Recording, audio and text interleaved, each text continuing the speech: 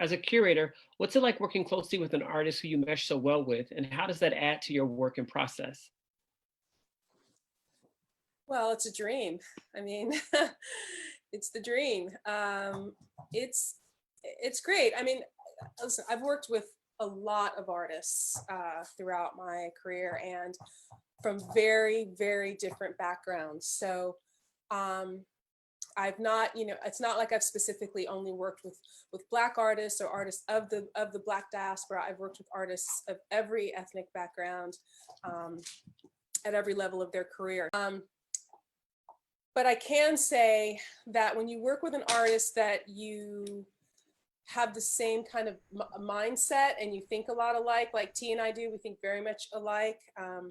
And it makes the process so much easier because I don't have to I never second guess my decision or my thought, because the one thing that I never want to do is have the art is I want to make sure that the artist's voice is always front and center, is what I meant to say, is that the artist's voice is always front and center. This is their work.